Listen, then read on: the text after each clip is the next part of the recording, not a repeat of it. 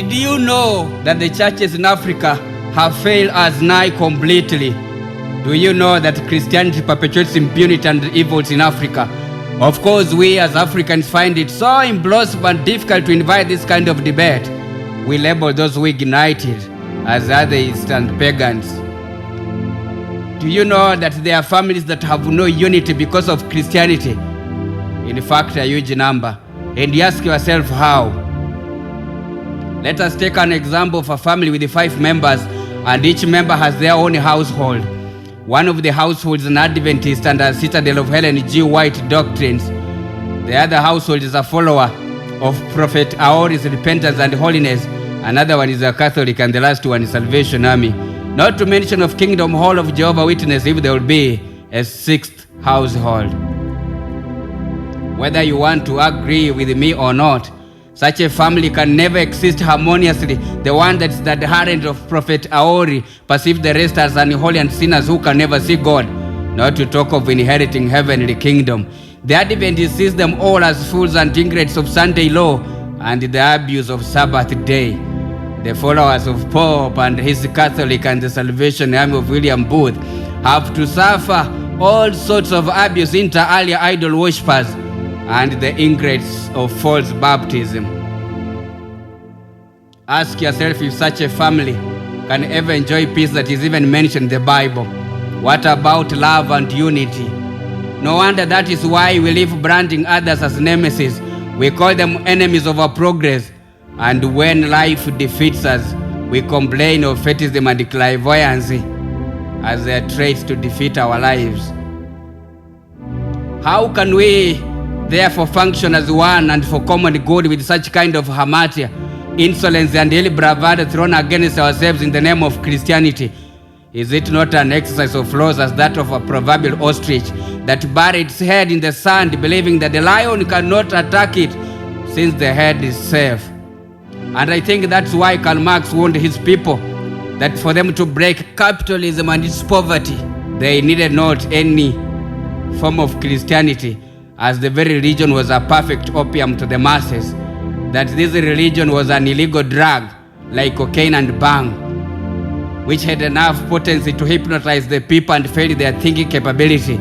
Don't we think that indeed we are all hypnotized by this white man's religion? Honestly, churches have failed us. It is a bitter truth.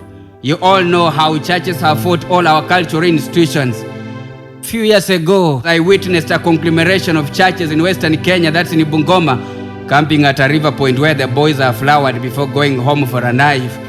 That group of Christians declared a curse to any boy that will dare go there in readiness to face the circumciser. The church failed in understanding the purpose of such activity. It failed because religion stopped them from thinking, thus declaring such integral African practice as evil. That it's because it has an origin in Africa, so it is evil. Much thanks to the elders for having fought back by cleansing the very river point from the curses of the so-called holy people. Surely take a minute and ask yourself, why is it that a white woman can enter into our churches adorned in a microskirt and we complain not? Ask yourself, why is it that a white man can be given an opportunity to preach in our churches while in his shorts with a cap on his head? What if it to an African man? And what if it to an African lady? Ask yourself, why is it that even when on a queue in a bank, a white fellow is polite enough to skip all of us and to be served first?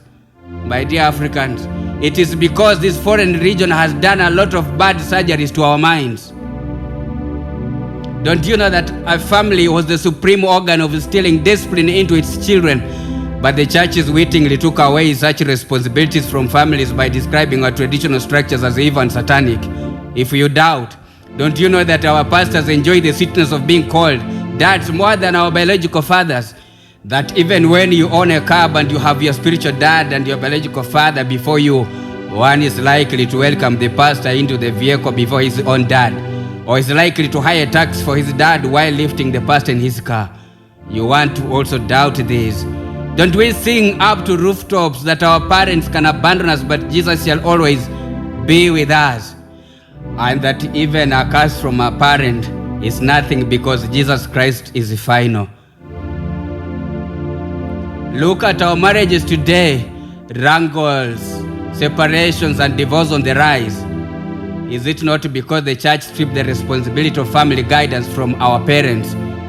On the premise that the church is holy, and have we not witnessed weddings that our parents are not invited just because they are not saved, not to talk of redemption? And by the way, do we know the origin of white wedding and their gown and the ring?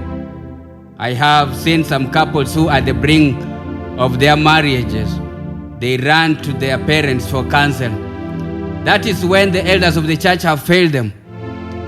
Nowadays, anybody of any age is an elder and is a pity, so long as the fellow is married. Too unfortunate. You find a young man of my age referring to my father by his name just because the young man is an official of the church. Isn't this a trait of cocaine or bank user? And we ask ourselves where the rain started beating us.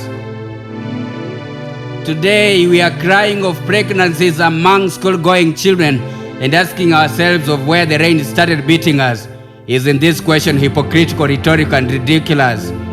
Because we all know the answer, but we find it uncomfortable to mention. Don't we know that churches can only preach and have no mechanism to reinforce morality? And by the way, are our churches preaching about morality and ethics? No, they are preoccupied with the messages of financial breakthroughs, and there is now an introduction of a new vice alive in the principle, fake it until you make it. And indeed, many are now faking it, hoping they'll make it. Both are wrong teachings to our children, I must say. They leave them with the conclusion that all they need to seek in life is but material wealth and not morality. And we ask ourselves where it started beating us. Chinua Achebe saw these dangers of Christianity. He laments the dismantled of African wisdom, ethics, and unity through the praising of foreign religion and rejection of our traditions. He laments. But the white man says that our customs are bad, and our own brothers who have taken up his religion also say that our customs are bad. How do you think we can fight when our own brothers have turned against us? The white man is very clever. He came quietly and peaceably with his religion. We were amused at his foolishness and allowed him to stay. Now he has won our brothers, and our clan can no longer act like one. He has put an eye for the things that held us together, and we have fallen apart. Interestingly, Majuro Luthe, through her book Coming to Birth, implores us the African folks to take what is good on traditions and practice it. And remember, she's a Mzungu, or Inibas referred to in West Africa. Don't you think that as African churches we failed from the very beginning, but never wished to talk about our failure? Did our people not see this during colonialism? Even without basic education, our forefathers could tell that Christianity was going to be a vehicle of unity, destruction, moral decay, and the entertainer of bad governance in Africa. And to be honest with ourselves, aren't we as Christians told by our pastors to respect our leaders on the precincts that their authority is God-given?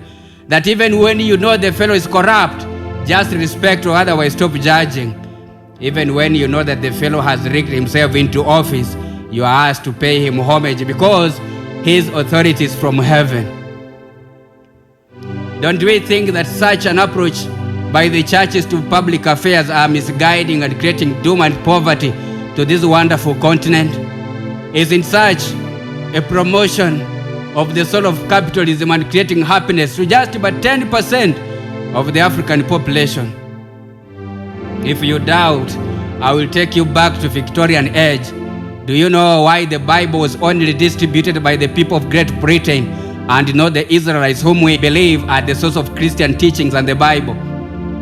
It is because the Britons decided to declare themselves as the chosen race of God. This was their major strategy to conquer countries of the world. Remember, at that time, the British people were undergoing economic depression.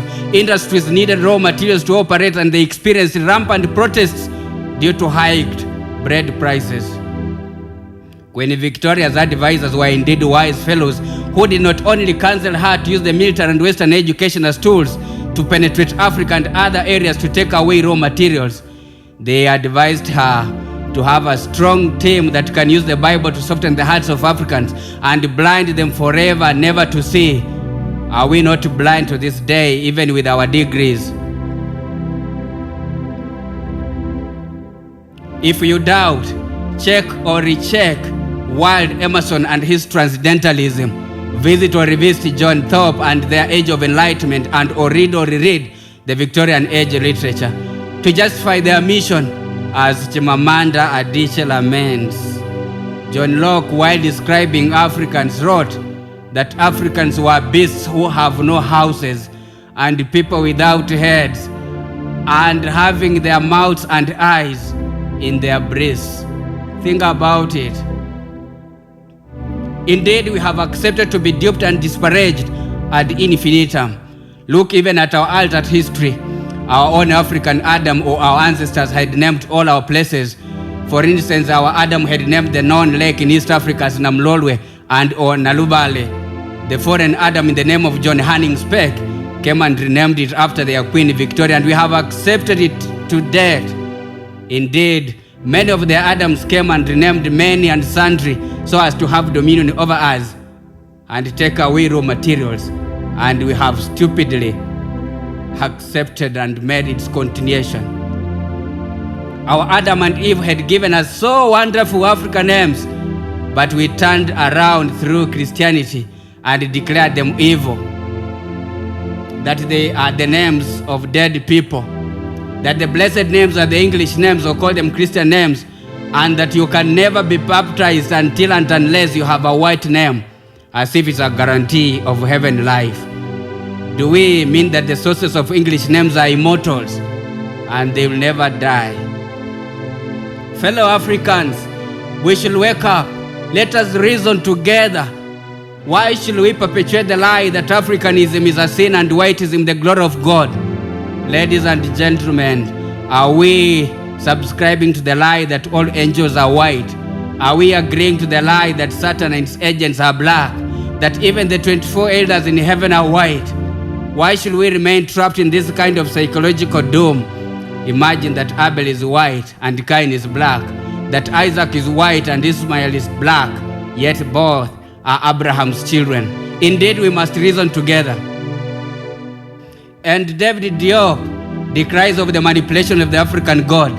He bemoans the African creator is deprived of the use of his language and cut off from his people. Diop, in simple terms, condemns the lie that God's chosen languages are English and French. But to say the truth, look around and show me the church that has no interpreter. And the Muslim community is not exception. One has to utter a statement in Arabic and quickly translates it. Don't we refer to Colonial, Legio Maria and Dini Musambo, just but to mention a few, as pagans, just because they incorporate African traditions in their worship? Mzee Karuga, Simon Ondeto, and Elijah Masinde Wanameme knew that the church teachings alone cannot instill sense of decorum into perpetual generations. They knew the church had no such power, since it was only introduced in Africa to blind the people and have their wealth taken away. They knew that misleading groups such as pro-choice could even overshine the church, and indeed this is happening. Behold, we are now debating where the rain started beating us. We must applaud the Rwandese for preventing this rain, and they are not on this debate. We must commend Nigeria for drawing huge income from their traditions, as evidence in their film industry. Rwandese children have the advantage of home lessons. They still crack riddles during storytelling sessions. Nigerians have reluctantly shunned their traditions, and don't we describe them as sorcerers? Indeed, we are blinded forever.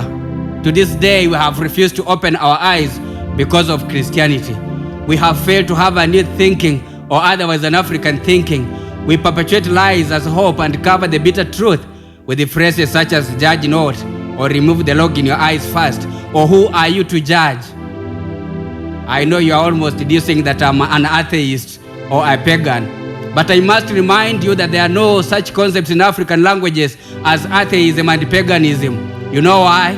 Don't you know that we worshipped God even before the coming in of gospel missionaries? Those in West Africa worshipped God via their gods or ancestors. Those in central Kenya worshipped Ngai by facing Mount Kirinyaga, and those of western Kenya woke up to thank their Welo Nyasaye by facing Mount Masaba. The list is long. How do we therefore describe our brothers and sisters who invoke this kind of discussion as atheists or pagans? Is it not the fear to face the realities and discuss about them? My grandfather one time asked me of the similarity of going to a church and to a magician. The question defeated me, and he went ahead and said both called for faith and that the art of chanting and preaching is so attractive to the ears to create this faith. He further went ahead and asked me to point out a story from the Bible similar to an ogre that swallowed people and eventually set them free and alive when confronted. These two defeated me, and he pointed out that of Jonah and the fish. And he asked, "Don't you think we can have an African holy book?" We both laughed, and he concluded that no African can take you seriously, as all are bewitched by the foreign religion and can never wish to look back. He challenged my saved brother to do a traditional wedding. My brother responded that such is a waste of money because it is unholy. Grandfather said that that is how the mad people perceive sanity as insanity. And we all laughed. My dear Africans, pondering those words, what is so evil between homosexuality or marriage of same sex and polygamy? You know that polygamy is ranked as supreme evil because it has roots in Africa. We look at marriage of same sex with the human rights in our souls. Are we not gradually accepting the transgender and queer concepts? So polygamy has no sort of human rights, but marriage of same gender has. This is so demonic of us. If you doubt, don't you remember that a few years ago, our Anglican bishops were invited to London to witness marriage of same sex? Did they refuse? I know you are likely to shift from religion to human rights, but don't you think that the rejection of our principles contributes to all this? Don't you think that the more we rubbish African way of doing things, the more vulnerable we are? I'm not an proponent of polygamy, but if I were to ask how many of our ladies are single mothers because those responsible for their children are saved brothers who believe that polygamy is evil and not a practice of their faith. Churches, this is your question to ruminate over. So should we create single mothers and children without fathers? It's a hard question that calls for a second and third eye and not a spiritual one. This needs physical eye. Perhaps emotional eye can assist, but a spiritual one totally fails in this test. My people, we must wake up and support Pan-Africanism agenda.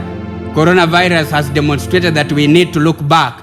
The truth is that even well-known miracle-performing pastors and prophets cannot dare visit the patients of COVID-19 in the hospitals. They have all resorted to social media preaching, leaving the corona battle to our medical practitioners. It is time for church leaders to brainstorm on how best we can worship God and at the same time ensure that morality and ethics are adhered to without rushing into a common conclusion of let us leave all this to God. Tuachie Mungu moto is misleading. Indeed, the church has failed. There was a time that I witnessed people fighting in church over leadership. The altercation could not be stopped by the church, but police. Look at it.